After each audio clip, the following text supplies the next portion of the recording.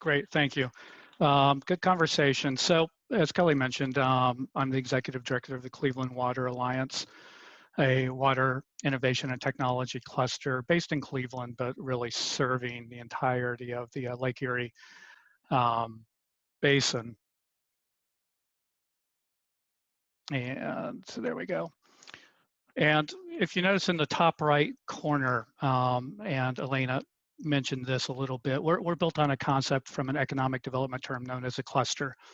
And a cluster really is about, one, what sort of natural assets do you have in your local economy and how do you build those up?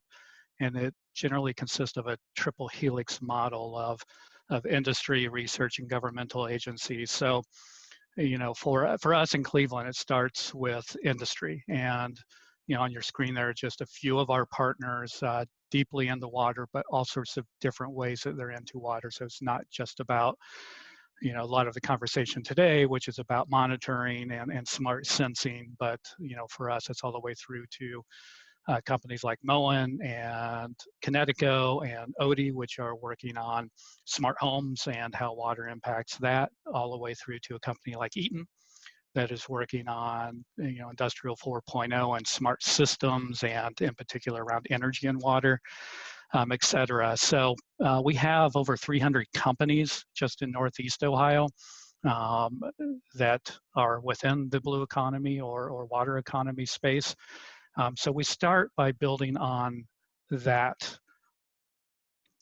Then comes our research partners, and this is a bit of our research partners, but I think what you'll notice here is, while Cleveland's in our name, it's not just our only playground, our only pool, as we like to use our water metaphors.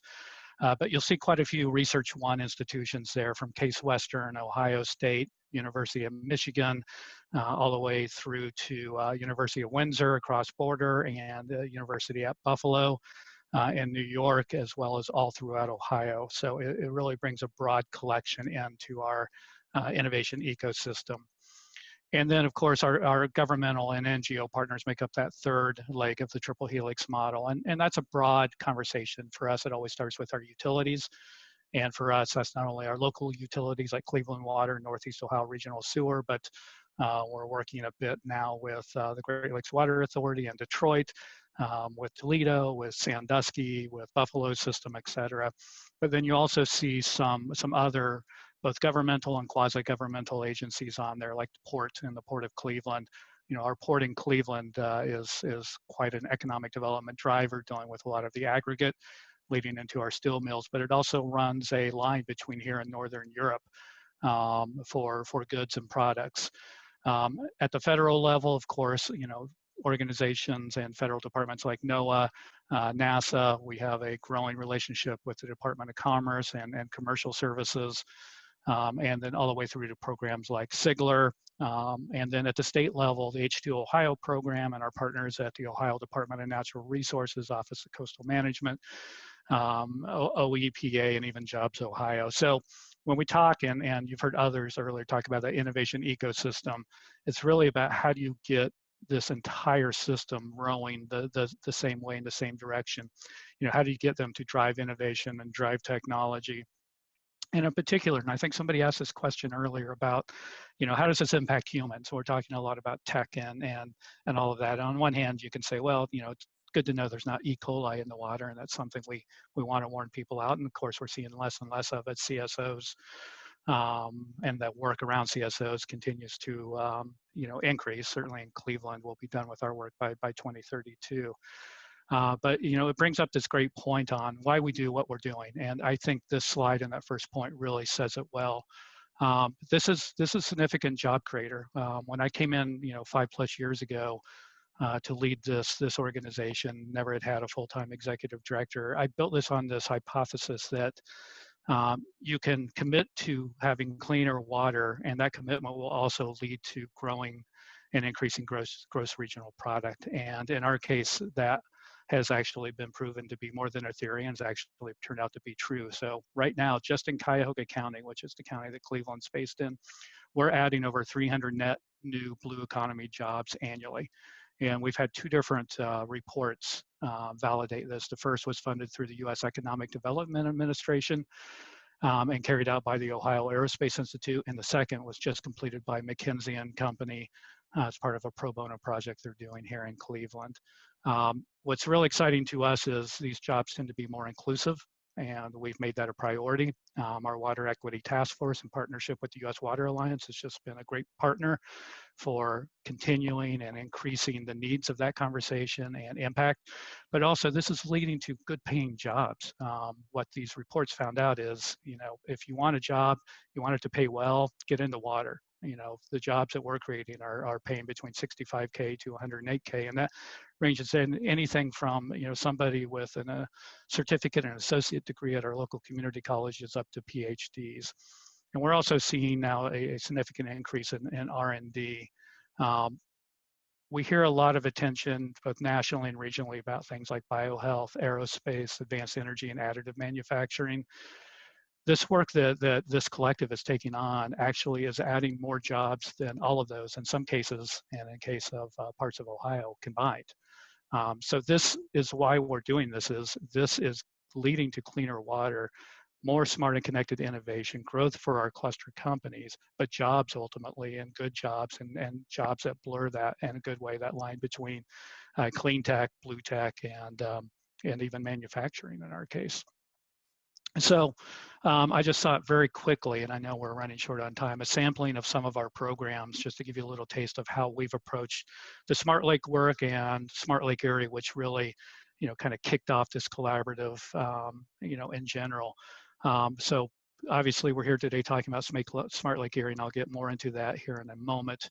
But really this all comes back through programs like Erie Hack, our open water innovation programs. You'll see pictures on the right of our most recently concluded version from this last summer, where that picture on the right just shows 75K that we awarded to 3 new technologies. And what's really crucial here is not just awarding dollars to these companies, but to continue to accelerate their innovations, their technologies, get them off the ground, get them running, and potentially find them partners within our cluster network to take on their innovation, or to find them equity investment to actually grow it internally. So that's just been a dynamite program. The Great Lakes Biomimicry, we sponsor in partnership with the Ohio Department of Natural Resources Office of Coastal Management, and in one case biohabitats, 2 biomimic PhD fellows through the University of Akron. One is just finishing up her work on coastal resiliency, and then the second one is just midway through her PhD, but it's just amazing work around materials and coastal resiliency. A very timely subject, just given high water marks on all the Great Lakes and what that's doing to eroding our coast, and looking at new, safer materials to help, keeps, in our case, in Ohio, in some cases, massive erosion of land that's encroaching upon actual structures. You'll see some programs here, such as H2 Ohio, which is Governor DeWine's just incredible program around, almost $90 million a year going to clean water innovation, clean water technology. If anybody wants to know more about that, let me know, but we're certainly helping them in a variety of ways, including a national look and international look at new phosphorus-based mitigation, innovation, and technologies. The Internet of H2O, I'll get into in a minute. The Great Lakes One Water Partnership is a $800,000 smart citizen science. And you'll notice this theme that a lot of our work actually supports not only Smart Lake Erie, but the Smart Great Lakes Initiative. We're bringing more data to bear, which is crucial in all of this. And it's not just these new, smart, inexpensive IoT-based systems. We love them. We're deploying them like crazy. But it's also smartening up other approaches, such as smart citizen science. In this case, we're using an innovation developed out of one of our open innovation competitions for a handheld spectrometer. It costs $20 to 3D print, and it competes with a $1,300 Hawk nitrogen and phosphorus sensor. So, a lot of good stuff there. I'm not even going to begin to getting into everything that we're doing, but I just want to give you a little flavor when we talk about this innovation ecosystem. It's really wide, it's really varied. It's not going to be just smart and connected systems on the open water. It's going to be smart pipes. It's going to be, a variety of different topics, both with muni utility, all the way through to the home, all the way through to the open waters. So Smart Lake Erie, and I always love this shot showing our Rock and Roll Hall of Fame and the Great Lakes Science Center. We came about this, four plus years ago from an honest place, and that is we have this regional challenge. Regional challenge is harmful algal blooms. We know that it's going to be billions of dollars of impact. One needs to only look at Toledo in 2014 being shut down for 2.5 days because of harmful algal blooms. Harmful algal blooms have a very nasty toxin in them called microcystin. And if you drink that, you will die. So not a good thing. Billions of dollars of impact. Luckily, our governor and our state, the state of Michigan and the province of Ontario, which I just love working with Canada on our work, came up with this goal to reduce nutrient, the leading cause of harmful algal blooms, by 40% in 2025. However, what we noticed here is insufficient data. We just didn't have all that much data to say, are we making progress? God, who knows? We'll go out and we'll do these occasional grab samples. GLOS has been really kind to fund, a few of our partners in getting some sensors, such as Cleveland Water, to start taking a look at nutrients. But really, we didn't have a great way of measuring progress. We didn't have a great way of measuring efficiency. And God forbid we have this conversation about ROI, or return on investment. So this idea of like, wow, with data we can actually have a better idea of where we should spend our dollars, where it's having the most adverse impact on humans, so we can go there first where we know we're going to have solid impact. So really, this conversation is where quite a few of us came together and said, all right, we need to embrace technology, embrace this new kind of, whether some people call it internet 4.0 or other things. So with that, everybody's like, one thing Kelly asked me is, to talk about our perspective on building Smart Lake Erie, because a lot of our work's been in a great way being utilized by others. What works for us doesn't always work for everybody, but this is just our approach. For us, this opportunity is around Smart Lake. And we call this a new breed of smart and connected infrastructure. And I think that's really key, and it's going to be really important as we talk about the pandemic recovery and about infrastructure. This has to be part of the conversation. And through this, we can also get in and cross those political boundaries. It's regional management. What happens upstream impacts downstream. What happens in Detroit impacts us in Cleveland and impacts those in Toronto. So, it's all one system. As we always say, a watershed knows no political boundaries. So we started looking and asking these questions about, what could these opportunities look like? And this was early days, but, hey, could we deliver predictive warnings? And Kelly's been leading that, GLOS has been leading that, and has brought us in with a harmful algal bloom early warning system. I'm really fascinated actually right now with, we're having conversations on the wastewater side about, we think we can actually predict COVID-19 outbreaks through an early warning system developed in our wastewater systems. That's the sort of thinking, the innovation and technology that we want to push forward on. This is both a rural and urban.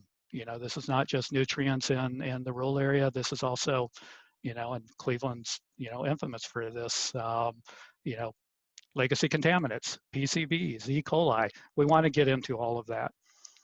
And then, of course, we see huge opportunities around edge of field, and control nutrient runoff and deliver ROIs. How can we be ag's best friend as opposed to yelling and screaming at them? We think it's very, very important. So our path to a smart lake, building momentum. So the first thing is, we started launching these open innovation challenges. We took a team from NASA through our NASA Glenn Research Center around the entirety of Great Lakes. GLOS was part of that, and we started bringing both those who we knew in the water space with those in the technology space. And I always use this story because it's so true. The very first one of these we did was in Toledo. And it's not, Toledo's a good sized city, but not a huge city. And we had people in a room and started having this conversation. I realized, wow, these people have never met each other. So the people developing new technology and their incubator and their entrepreneurial kind of ecosystem had never once talked to their watershed people, to their water utility people. So it's like, oh, wow, huge, huge opportunity to get people thinking and working together. And of course, these open innovations lead to some really cool solutions and technologies.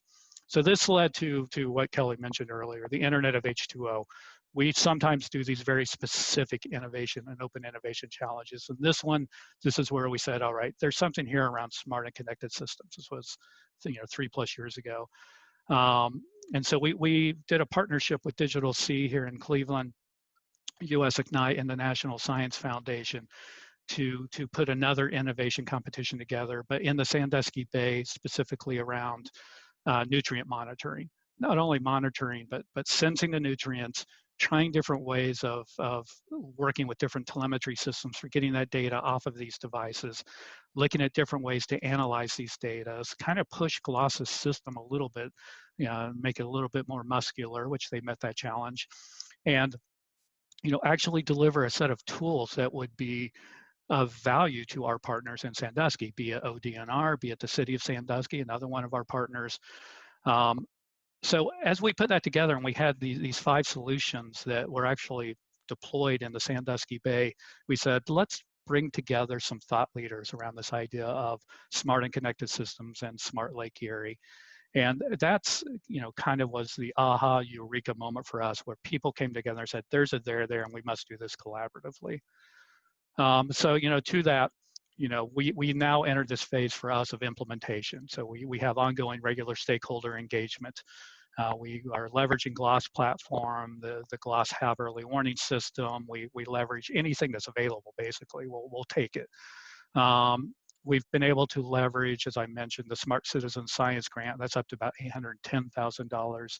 Now we've been able to get a lot of great industry attracted to this and putting money into it. AT&T, YSI, Xylem, Lemnotech, IOSite, who I know is on the call, Cisco, Valor Water, et cetera. And we tried all sorts of different fun telemetry sensors. And we've now started to develop this Smart Lake Erie joint venture with some of our corporate partners. And I think that's really key here. It's fine to talk about this stuff within a bubble, but if you're not engaging industry and getting and leveraging them to bring in their assets, ultimately, we have to figure out how this is going to live financially and start developing those financial models. So that's something we've really spent a lot of time and helping, not only our partners, but, the whole entire GLOS system on.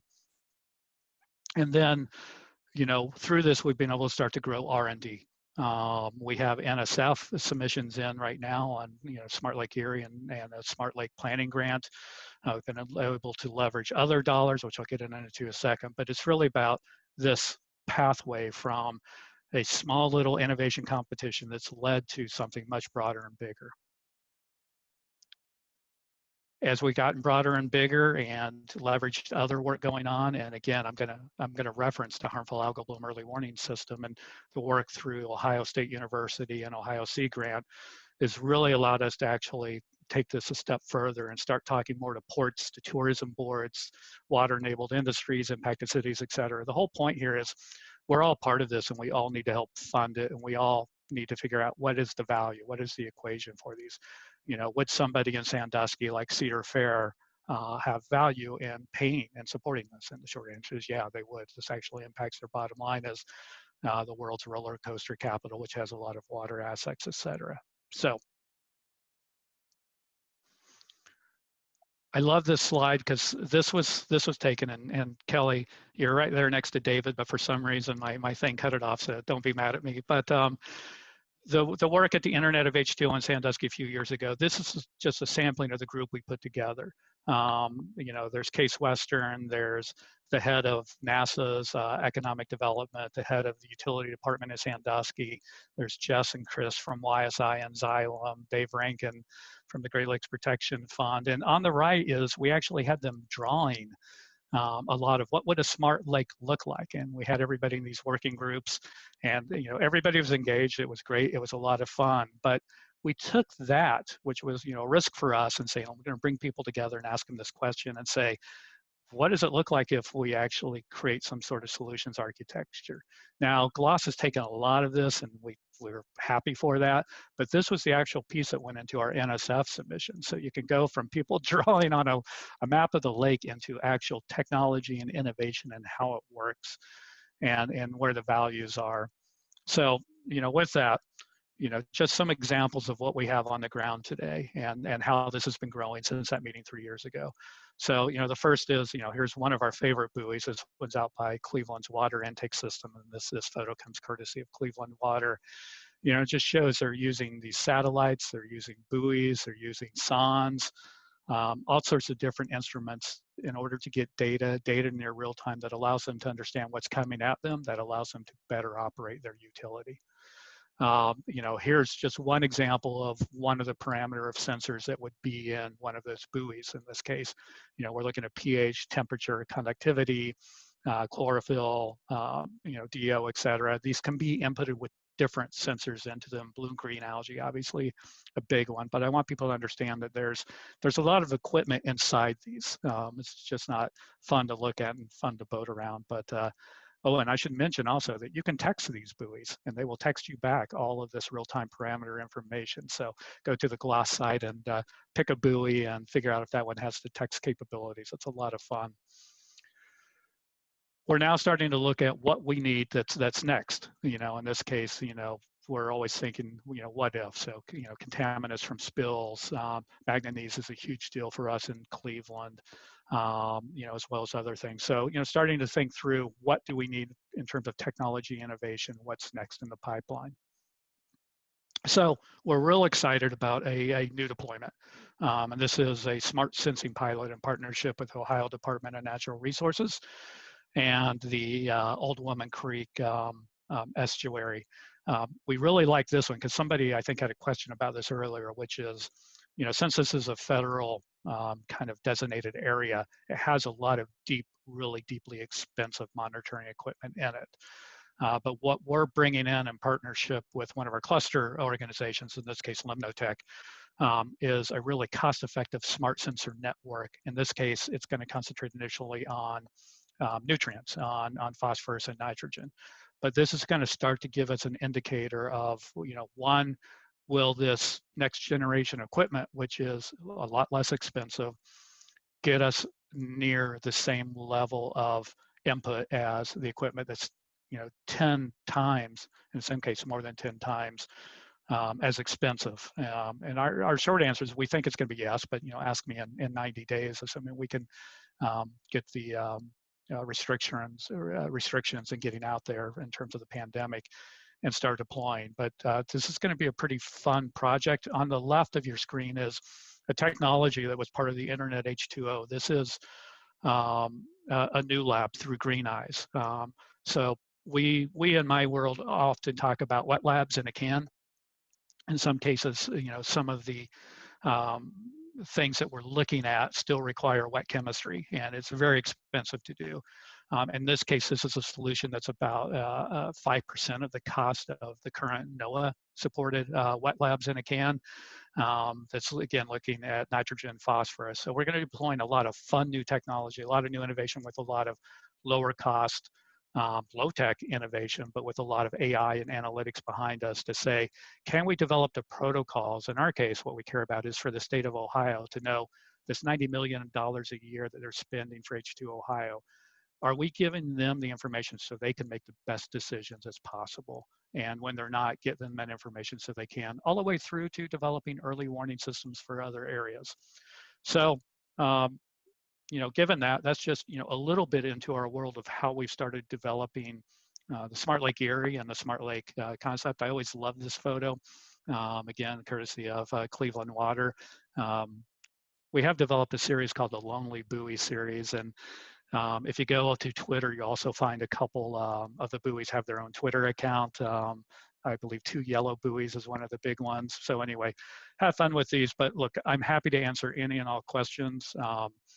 This is something that we need to get broader investment on. I think we're proving the value of it. We have to support our partners who are a conduit for that funding, like the Great Lakes Observing System. It's going to be crucial. It's going to be key.